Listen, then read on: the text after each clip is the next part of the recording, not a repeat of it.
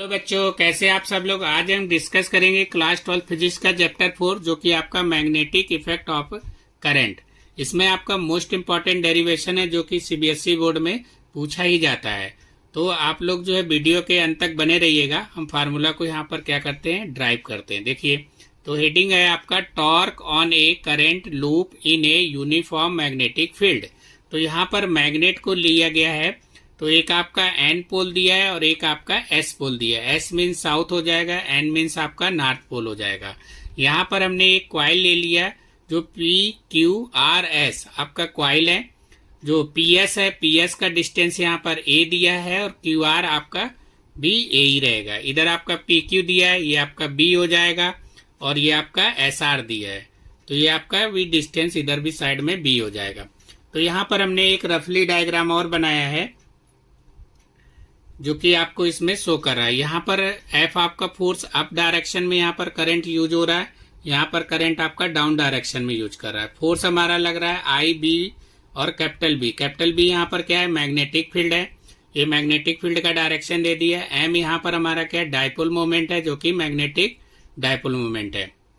Theta angle दिया है, ये आपका जो है डिस्टेंस हो जाएगा ए साइन थीटा। तो सबसे पहले हम यहाँ पर बात करेंगे करंट का। तो हमने यहाँ पर क्या कर लिया, लेट कर लिया है I equal to current flowing through the coil P Q R S. ये हमारा एक क्वाइल है जो कि P Q R S given है। ए बी आपका दिया है, ए बी क्या है, side of the coil P Q R S है।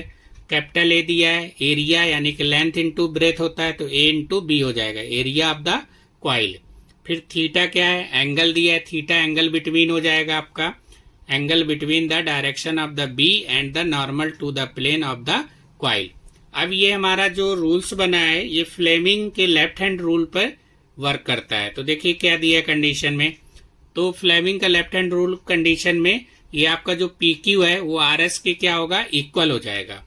अब हम बात करेंगे टॉर्क।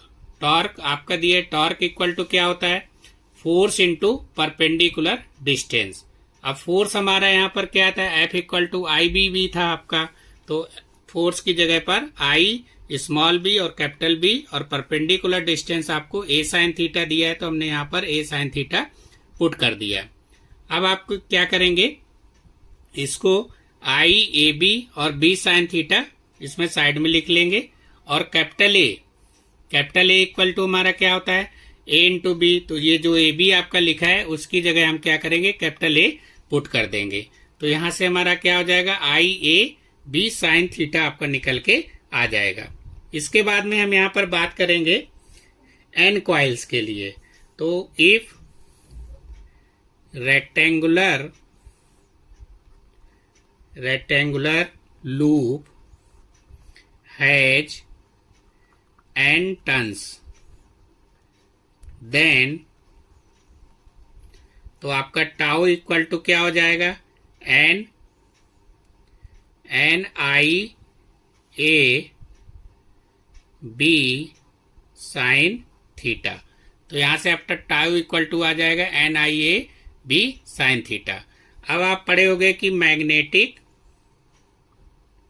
Magnetic dipole moment. तो मैग्नेटिक डायपोल मोमेंट हमारा क्या होता है, small M equal to N I A. तो ये जो आपका एन आई ए लिखा है उसकी जगह आपका एम आ जाएगा। तो टाउ इक्वल टू फार्मूला हमारा यहाँ से निकल के आ जाएगा एम बी साइन थीटा। तो ये आपका फार्मूला यहाँ से ड्राइव हो जाएगा, tau equal to M B sine theta. अब यहाँ इसको जो है इन वेक्टर फॉर्म की बात करेंगे, इन वेक्टर फॉर्म्स। तो टाउ वेक्टर इक्वल टू क्या लिखेंगे, एम क्रॉस बी। तो ये आपका टाउ वेक्टर फॉर्म्स में आ जाएगा, tau equal to M cross B.